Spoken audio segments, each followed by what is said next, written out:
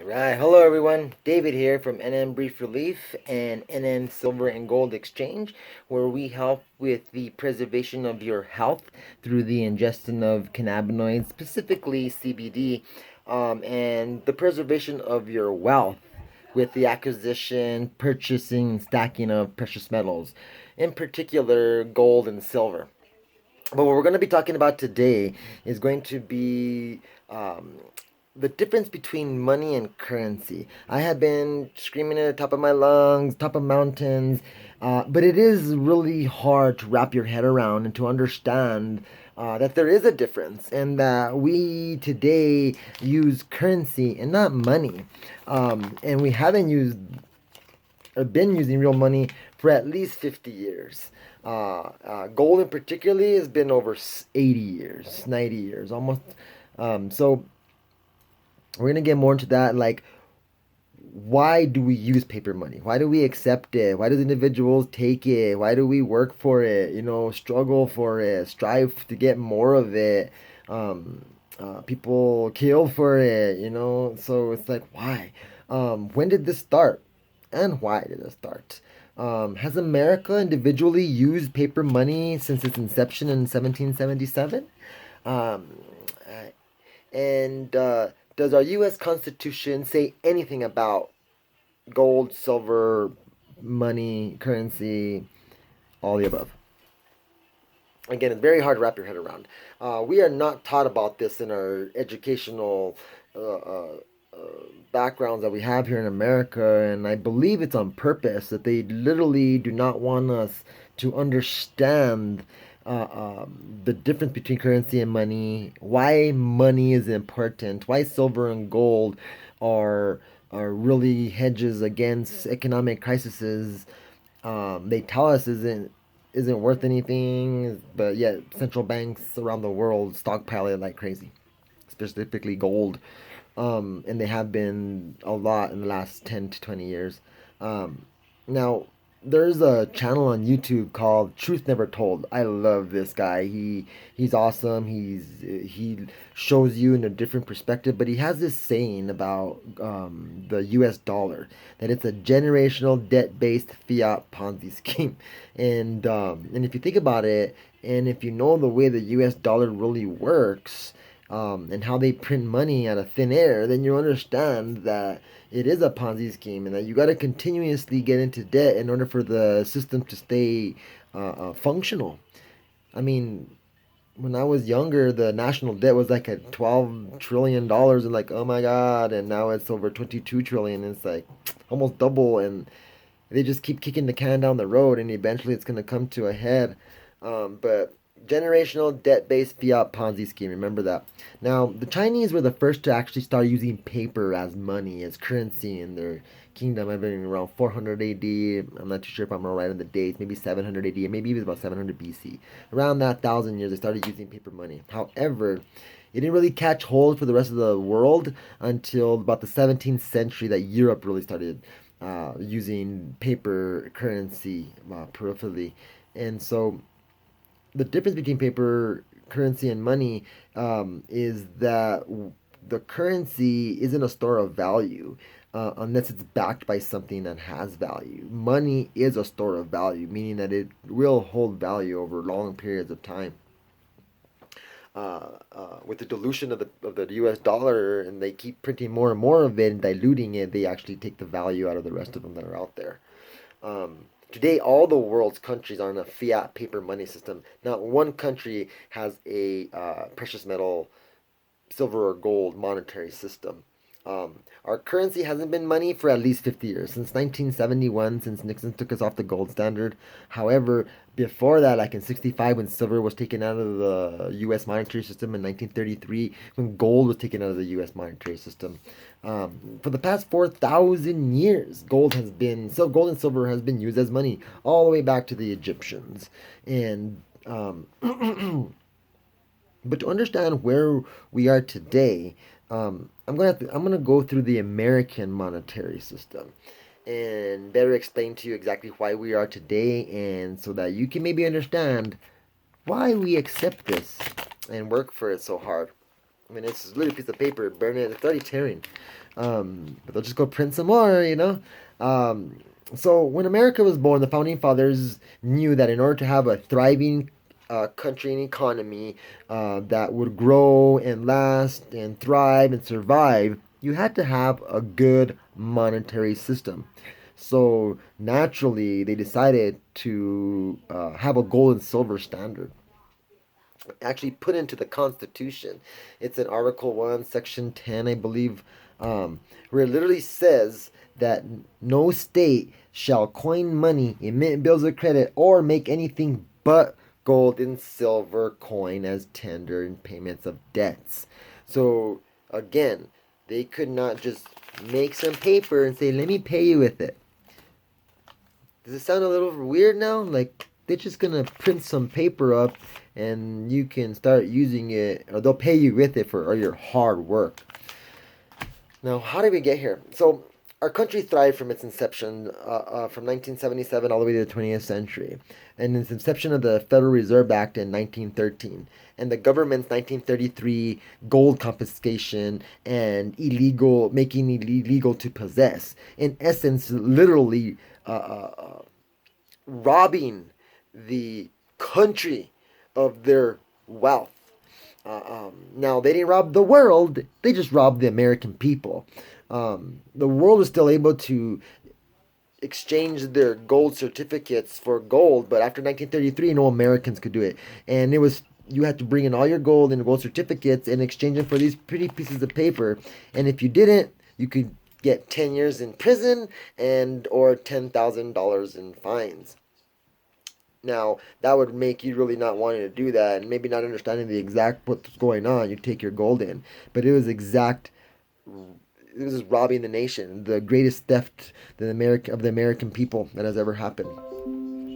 Now, um, so paper started to come into uses internationally as trade grew, travel grew, and became more and more important. Gold and silver are heavy. They're bulky. It's dangerous to travel with, especially if you're traveling with all your wealth or make a big acquisition or whatever.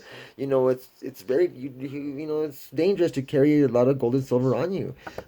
Just 1 ounce gold coin is extremely heavy, and 120 ounce gold coin. And so if you needed 100 of these, I mean, come on. Well, so now this made buying and trading of goods very dangerous, and so because of this and other reasons, it made gold and silver certificates a lot more attractive, and they wanted to be issued. Meaning that the nation's treasuries would be able to print and issue certificates that were redeemable for gold and silver that was in their vaults. The treasury was only be able to print as many bills as there was gold and silver in the vaults. So, for example, a $20 a 1 ounce. If you take a 1 ounce gold coin to the bank and you put it in the bank and they give you a certificate claim check of $20, saying gold certificate. If you went to pay somebody with that, they could accept it, knowing that this bank has their money waiting for them, and they can go redeem it at any time. And you could fold it up, put it away. If you had 10 of them, real easy. Then 10 gold coins, and a lot lighter. Now, the certificate was basically like a claim check, meaning that of course your gold and silver was in the vault. Now, the what's valuable isn't the claim check, but it's the valuable that you are claiming. Now, I'll give an analogy like when you go to a dry cleaners and you go take your shirt and tie or your suit or whatever, and they give you a little piece of paper saying, "Here you go, Mr. Valdez. Come back and pick up your shirt when you are ready to redeem it." And so the value isn't that little claim check that the dry cleaners gave me. It's my shirt that they're holding for me. This is just saying that I do have a shirt over there, valuable shirt that I can pick up when I'm ready. So same thing. If I was going to pay somebody, they knew that this paper that they got would be redeemable for their money. Now, again, gold and silver certificates were just claim checks for the valuables that was in the bank. If not, there was no reasons for banks to even hold gold and silver. If they could just print money, print, here, here, here. But why would people accept them? Why would you accept a bill if you couldn't go get your money for it? Now, as time went on, in 1933, they said make gold illegal. But if you look at some gold certificates, and if you look at a gold certificate before 1933, it's a bill, an American bill, $20. It says gold certificate and redeemable in gold coin.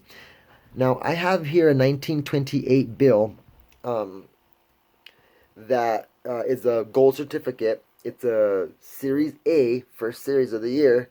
And I don't know if you can see, but it says gold certificate. It has a nice, shiny little gold symbol here. And at the bottom, it says redeemable in gold coin.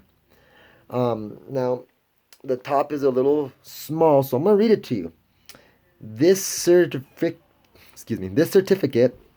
that, this certifies, that there have been deposited in the Treasury of the United States of America $20 in gold coin payable to the bearer on demand. Now, I believe that they knew since then, maybe before, that they were going to start to take and going to want to take gold out of our monetary system, so they could start robbing the American people for their wealth. So I have a 1928 bill, Series B, and as you can see, they started changing it a bit, and it's little subtle changes, but if you do it little by little over long periods of time, people don't really hold on and grasp what's going on. But this is a gold certificate, same year, Series B. Now, if you look at it, there's no gold mark on it. It doesn't even say gold coin at the bottom. It doesn't even say this certifies that it has been deposited at the top. Now, if you can read or can't read, I'm going to still read it for you. It says Federal Reserve note. So it's a chip that same year, just different series. One says gold certificate, and then one says Federal Reserve note. And then the United States of America, it says, and then on the bottom. So basically it's saying the United States of America will pay to the bearer on demand $20. So I go to the United States of America for this. But if you look at the top, there's just little itty bitty wording. And this is where you're going to really get your mind blown. Are you ready for this? It says, redeemable in gold.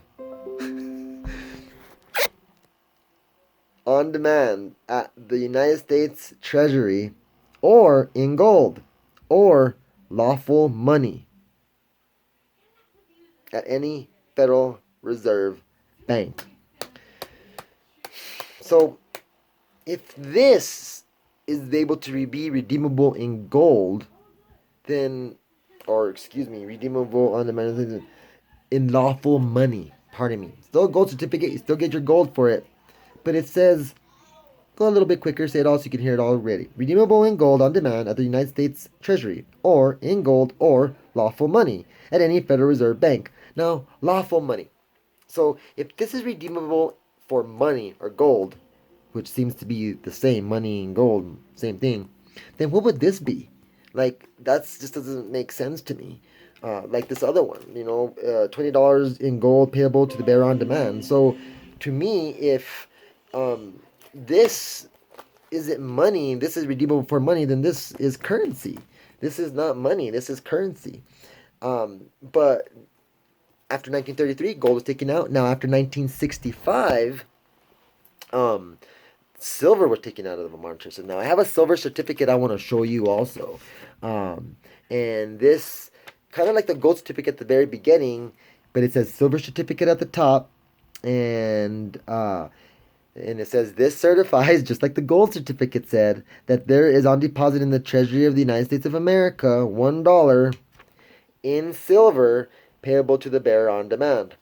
Now, just like our gold certificate, which I have a 1 ounce gold coin here from 1911, that if I went with to the treasury with my bill or to a bank, I would get my money and there'd be no problem. Um, Now, this silver certificate is the same thing.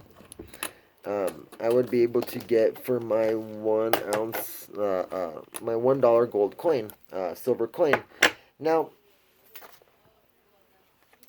it says all redeemable and lawful money. So basically, if they didn't have gold, they could give me $20 in silver, and that would be equivalent at the time for lawful money. Now, or if I had that $1 and then you have a $1 bill, I have four silver quarters from before 1965.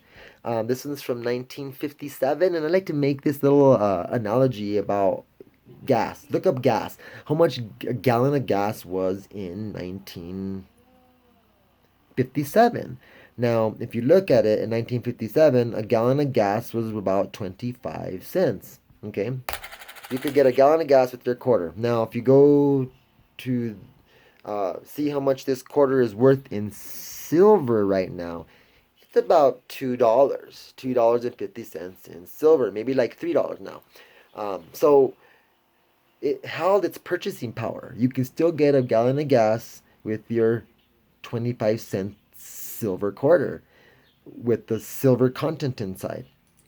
Now, uh, this is hopefully an eye opener for you to understand why it's important to purchase silver to stack and to hold for a hedge and to preserve your wealth. And this is why we like to educate you on the difference between money and currency, showing that our currency today is not at all backed by anything. You can't redeem it in money. It's just all faith based. Basically, you got a faith in the US government that they'll pay the bill for you. And I don't want to blow your mind too much, but when the government gets money, they don't print it themselves basically. They borrow it from the central bank. And they borrow it at interest, meaning that let's say they borrow $1 million, then they have to pay back that $1 million plus interest. So if you got to pay it back plus interest, where does the interest come from? So let's just say the Federal Reserve first started back in 1913. No gold or silver. They said, okay, America, here's $1 million. I need you to pay me back 10% or whatever the percentage is, 2%, 1% in interest. So where do you get that interest from? Well, you can only get it from the central bank again. And that's why we continuously keep getting more into debt, because we have to. If we don't, then the whole system falls apart. And so I hope that if you start looking into preserving your wealth, purchase some precious metals. If you need help, please, if it's the first time and you haven't done it and you don't know what to do, seek help. If you don't get it from us, find it from somebody that is reputable, that you can trust, that'll help you, steer you in the right direction, and help you preserve your wealth in the best way possible that you would like to do. And I hope that you liked the video. If you did, please give me a thumbs up. Leave a comment below. Let me know what you liked about it. Let me know what you didn't. I will take everybody's suggestions into consideration. I can take constructive criticism, no problem at all. In fact, I invite it so that I can grow. And please share it with everybody you know, especially individuals who you believe will really needs this, really needs to hear about how our monetary system isn't exactly what we perceive it to be or what they make you think it is. And the more individuals we can get like this, the better all of us can be, and the more safe you'll be when this economic crisis happens, and when the world stops using the dollar, you'll be safe with your silver. Again, I'm David, NM Brief Relief and NM Silver and Gold Exchange, helping you preserve your health and your wealth so that you can live a longer, healthier, better quality of life. Till next time, stay good.